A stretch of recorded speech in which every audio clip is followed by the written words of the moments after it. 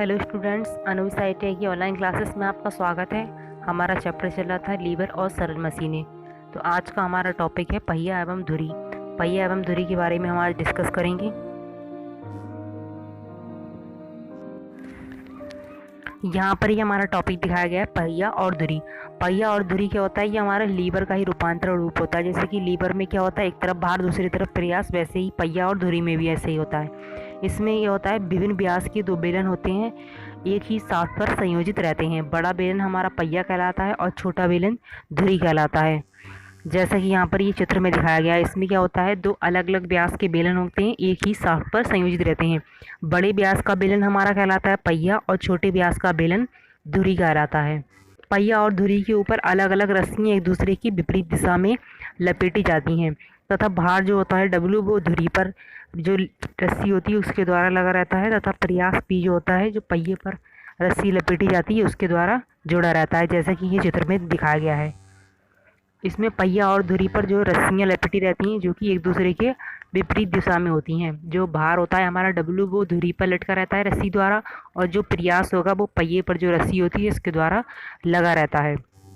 इसमें क्या होता है, जब हम प्रयास P लगाते हैं तो भार जो हमारा W होता है धुरी पर जो लटका रहता है वो भी ऊपर उठता है। इस पर प्रयास P लगाते हैं तो ये भार W है। हम प्रयास P को नीचे की ओर खींचते हैं तो जो धुरी पर भार लटका रहता है वो भी ऊपर की ओर उठता है, क्योंकि इसमें जो रस्सियाँ लपेटी गई हैं वो एक दूसरे के विपरीत दिशा में हैं। जब हम पहिए का एक चक्कर घुमाते हैं तो जो धुरी होती है वो भी अपना एक चक्कर पूरा करती है, क्योंकि ये दोनों एक ही शाफ्ट पर संयोजित रहती हैं। ये जो दिखाया गया है चित्र में, इसका ये साइड व्यू दिखाया गया है। इसमें बड़े व्यास का जो बेलन है ये हमारा पहिया कहलाता है और छोटे व्यास का जो है ये धुरी कहलाता है। जो भार होता है हमारा W वो धुरी पर लटका रहता है और प्रयास P जो होता है पहिए पर रस्सी द्वारा लटका रहता है। जब हम प्रयास P लगाएंगे तो ये पहिया जो होता है हमारा एक चक्कर पूरा करेगा, तब हमारी धुरी भी हमारा एक चक्कर पूरा करती है। मान लेते हैं हम पहिए का जो अर्ध व्यास है वो कैपिटल R है, अर्ध व्यास, या हम इसे त्रिज्या भी बोल सकते हैं, और धुरी का जो अर्ध व्यास है हमारा वो स्मॉल r है।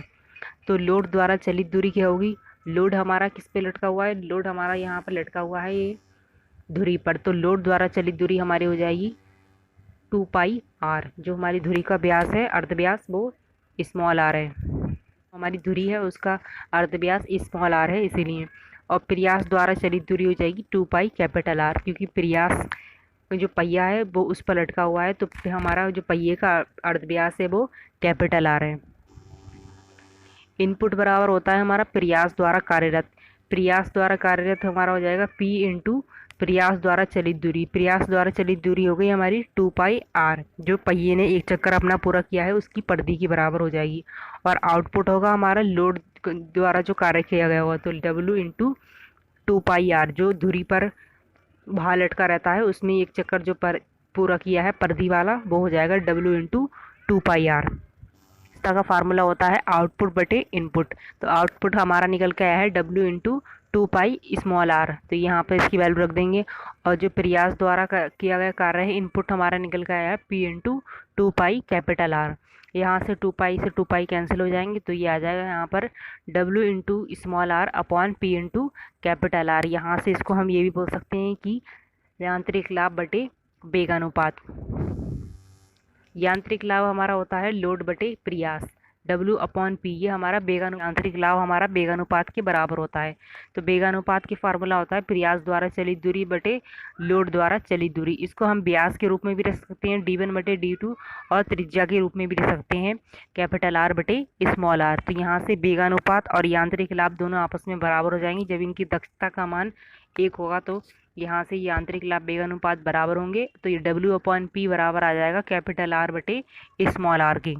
नेक्स्ट हमारा ये न्यूमेरिकल दे रखा है पहिया और धुरी के बेस पे। इसमें कह रहे हैं कि पहिया और धुरी के साथ 5 किलोग्राम का प्रयास है और 45 किलोग्राम का ये लोड उठाता है। यदि पहिए का व्यास है 72 सेंटीमीटर तो धुरी का जो अर्ध व्यास है वो क्या होगा? तो यहाँ से हमने प्रयास बराबर वैल्यू लिख ली सबकी। प्रयास दिया है हमारा 5 किलोग्राम और लोड W दे रखा है 45 किलोग्राम। पहिए का जो हमें अर्ध व्यास हम निकाल लेंगे यहाँ से, क्योंकि व्यास दिया है यहाँ पे 72, तो इसको आधा कर लेंगे, ये आ जाएगा 36 सेंटीमीटर। अर्ध व्यास क्योंकि होता है हमारा त्रिज्या व्यास की आधी होती है व्यास बटे 2, इसलिए हमसे पूछा गया है धुरी का अर्ध व्यास। धुरी का अर्ध व्यास यानी स्मॉल r का मान पूछा है। यांत्रिक लाभ हमारा फार्मूला होता है लोड बटे प्रयास, जो कि बराबर होता है वेग अनुपात के। वेग अनुपात हमारा होता है पहिए का अर्धव्यास बटे धुरी का अर्धव्यास, कैपिटल आर बटे स्मॉल आर। यहाँ से दोनों की वैल्यू रख लेंगे हम। यांत्रिक लाभ बराबर हो जाएगा हमारा W upon P equal to capital R बटे स्मॉल आर। तो डब्ल्यू की वैल्यू हो गई 45 बटे 5 इज इक्वल टू ये 36 जो हमारा पहिए का अर्धव्यास दे रखा है बटे स्मॉल आर। इसकी वैल्यू हमें निकालनी है। इसको सॉल्व करके आ जाएगा हमारा 4 सेंटीमीटर धुरी का अर्धव्यास, जो हमसे क्वेश्चन में पूछा गया था।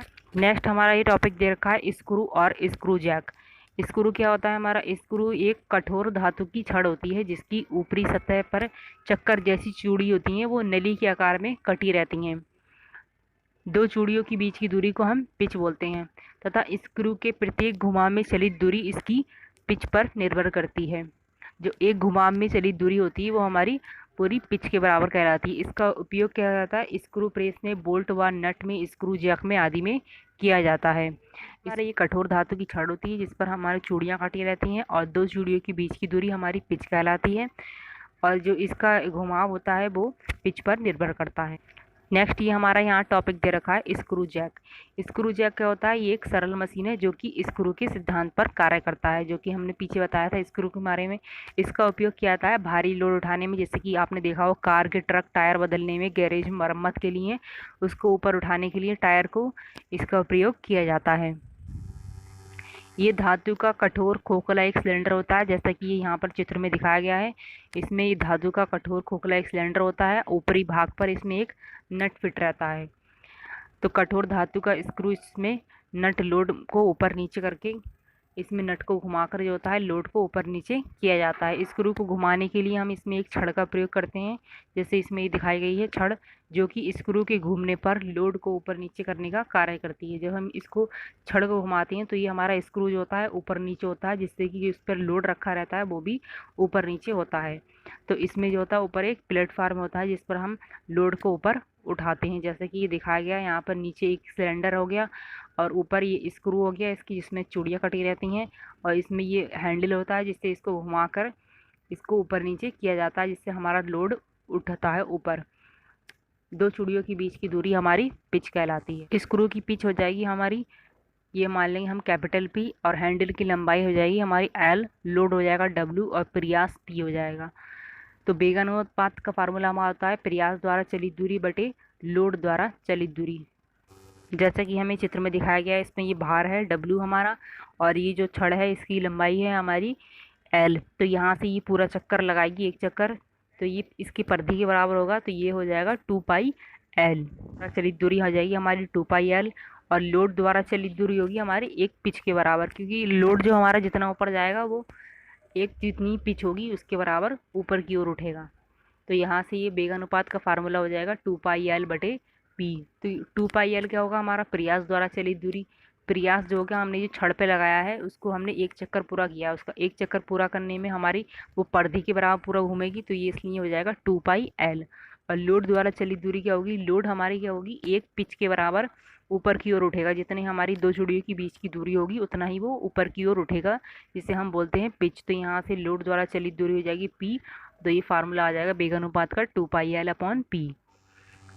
यांत्रिक लाभ हमारा होता है, यांत्रिक लाभ होता है हमारा, इसका फार्मूला डब्ल्यू अपॉन पी, जो कि इसके वेग अनुपात के बराबर होगा। डब्ल्यू अपॉन पी बराबर हो जाएगा हमारा 2 पाई एल अपॉन पी के। यदि इसमें चक्करों की संख्या भी दे रखे हो तो एन चक्कर में स्क्रू वेग का अनुपात होगा W upon P equal to 2 pi N L upon P. W upon P, ये पी जो है हमारा प्रयास के लिए है, और जो सेकंड पी यूज़ किया गया है ये पिच है, दो चूड़ियों के बीच की दूरी। नेक्स्ट हमारा ये इसके बेस पे स्क्रू जैक के बेस पे एक न्यूमेरिकल दे रखा है। इसमें कह रहे हैं कि एक स्क्रू जैक की पिच है 5 mm और हैंडल की लंबाई है 400 mm और 300 किलोग्राम के भार को उठाने के लिए प्रयास क्या होगा यदि घर्षण शून्य है। जब घर्षण शून्य होता है तो हमारा यांत्रिक लाभ और वेगानुपात दोनों ही बराबर होते हैं। सबसे पहले हम वैल्यू लिख लेंगे, जिसकी वैल्यू दे रखी है हैंडल की लंबाई एल हम बोलते हैं इसको, ये दे रखी है हमारी 400 mm, और स्क्रू जैक की पिच इसको हम पी से दिखाते हैं, ये दे रखी है 5 mm। भार डब्ल्यू दे रखा है हमारा 300 किलोग्राम और हैंडल की लंबाई हो गई 400 mm। प्रयास पी की वैल्यू हमसे पूछी गई है। वेग अनुपात का फार्मूला हमने पीछे पढ़ा था, वेग अनुपात बराबर होता है हमारा 2 पाई एल अपॉन पी। इसमें वैल्यू रख लेंगे, 2 इंटू पाई की वैल्यू रखनी है 3.14। एल हमारी दे रखी है हैंडल की लंबाई 400 बटे पिच दे रखी है 5। इसको सॉल्व करके आ जाएगा 502.72। अब यहाँ पर क्या कह रहे हैं कि जब इसमें घर्षण शून्य है तो ये 70% दक्षता होने पर क्या होता है, यांत्रिक लाभ वेग अनुपात के बराबर होगा। तो यहाँ से W/P इसको बराबर रख लेंगे 2πL/P के। W/P ये दे रखा है हमारा, सॉल्व करके आए 300 दे रखा है बाहर, बटे P की वैल्यू हमें निकालनी है। और यहाँ से इसको रख लेंगे हमें 2 इंटू 3.14 ये आ जाएगा, पाई की वैल्यू रख देंगे और इंटू 400 बटे 5। इसको सॉल्व करके P प्रयास आ जाएगा हमारा 0.597 किलोग्राम। यहाँ से प्रयास P की वैल्यू हमारी आ गई सॉल्व करके 0.597 किलोग्राम, जो हमसे पूछी गई थी क्वेश्चन में।